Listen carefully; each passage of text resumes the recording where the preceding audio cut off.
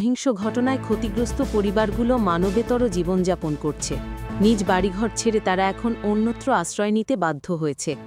প্রশাসনের জারি করা ১৪৪ ধারা এখনও বলবৎ রয়েছে। পুরো পরিস্থিতি স্বাভাবিক হতে আরও কিছু সময় লাগবে বলে মনে করছেন অনেকে।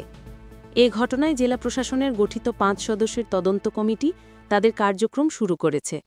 পাশাপাশি পুলিশ সহিংস ঘটনায় ৩টি মামলা দায়ের করেছে।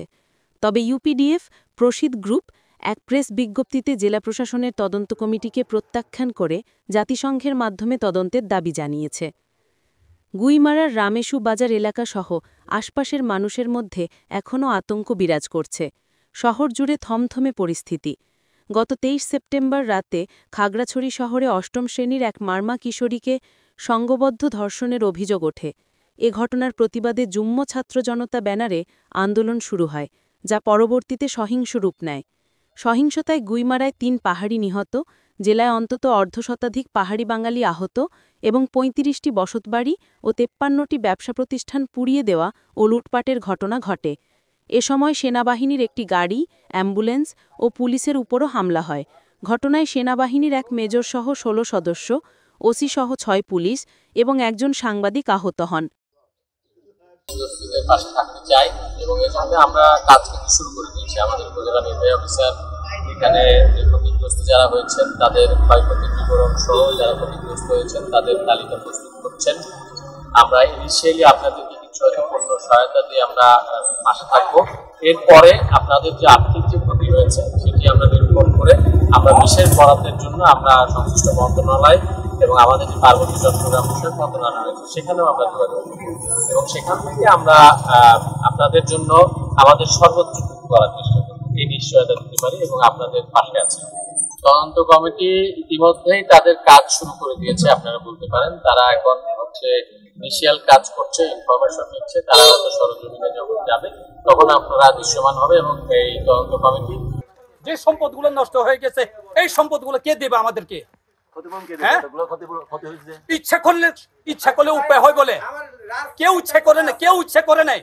আমরা বুক ফোটে কিন্তু কথা বলতে পর্যন্ত আমরা গা কাঁপতেছে। এখন কতজন আমাদের এখানে অনেকটা জন লোক নির্ভয় হয়ে গেছে।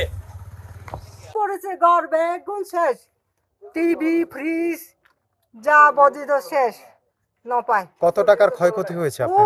কত টাকা ক্ষতি হয়েছে দিতে পারবে? লক্ষ লক্ষ টাকা আছে। পোলো 3টা, গড় 3টা, ঘর বাড়ি সব পুড়ে গেছে, সবকিছু, শুধু একটা কাপড় নিয়ে বেড়েছি আর বাচ্চা 2টা নিয়ে বেড়েছে, আর কিছু নাই ঘরের ভিতরে, সব পুড়েছে। আচ্ছা, সেদিন ঘটনা কি হয়েছিল? সেদিন ঘটনা কি হয়েছে পুরোপুরি জানি না। যখন গোলাগুলি শুনছি, দেখতেছি চারপাশে আগুন, আমরা বের হয়ে গেছি, আমরা কিছু দেখে নিয়ে যাবো। আপনার কি ক্ষতি হয়েছে?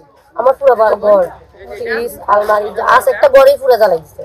আপনার ঘর কোথায়? এই যে সামনে। ডিএসএ চাকরি করে গুইমারাতে সিও হিসাবে আছি। এখানে আমার ফ্যামিলি বাসা আছে। আমরা সকালবেলা গেছি কালেকশনকে হঠাৎ কি একটা কারণ এখানে আছে যে টাকা জমা দেওয়ার জন্য এসে দেখি এখানে উরুস্থুল এক ঝামেলার মধ্যে দেখতে এদিকে পাহাড়িরা, তারপর ওদিকে সেনাবাহিনীদেরকে নিয়ে মোটামুটি ফ্যামিলিগুলো 10 মিনিটের ভিতর উদ্ধার করছি। যদি 10 মিনিটের ভিতরে যদি উদ্ধার না হতো তাহলে এদেরকে সহ মেরে ফেলতো। আমার ফ্যামিলিতে প্রায় 8-9 লাখ টাকার জিনিস সব ফুরে চাই। দেখেন সবগুলো এগুলো তো ভিডিও ফুটেজ আছে, পাহাড়িরা ভিডিও ফুটেজ আছে অলরেডি ভাইরাল, যে আগুন এখানে যে ঢুকে আগুন লাগাইছে সরাসরি। আমার নাম মোহাম্মদ জুনাই। ক্ষতি হয়েছে আর মাংস ক্ষতি হয়েছে, জিনিসপত্র এটা দোকানদার ব্যবসাদারের দোকান মাল টাল সবগুলো চলে গেছে আর কি। এটা সব মিলে কত টাকার ক্ষতি হয়েছে? ওই 2.5 লাখ টাকা। আচ্ছা, কিছু আপনি কি এরকম একটা ঘটনা হবে এটা ভাবছিলেন কখনো? আমি কল্পনা করিনি এইটা।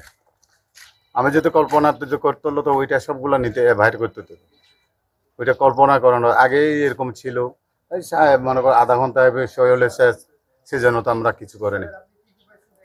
এই সেজন্য তো পরের দিন লাস্ট পর্যন্ত দেখা গেছে আমি একটু বাসা যাইও না, গাড়ি এখানে গাড়ি করছে যে গাড়িটা সরে দিছি, সরি মাত্র আসতে মাত্র দোকানপাট আর এখানে আর যেতে পারে না। আচ্ছা দাদা, যে ঘটনা হলো কি, আর ছেলে মেয়ে ওই ছাত্রটার করা আর কি, সেই জন্য আমরা তো কিছু কথা বলতে পারি না। আমি তো দোকানে বসে ছিল, বোঝে না, দোকান ছিল, তারপর দোকান থেকে এখানে এইদিকে মানে নিচে এইদিকে মানে গাড়ির মাঝাতে মারামারি দেখছি, আমি আমার নিজে গাড়িটা সরে ফেলে গেছে আর কি, সরে আসতে আসতে তো আর আগুন জ্বলে গেছে। আর আমি তো আর মাথা খারাপ হয়ে গেছে, আর কথাবার্তা বলতে পারি ওইটা আর কি। আপনার কি দোকান ছিল?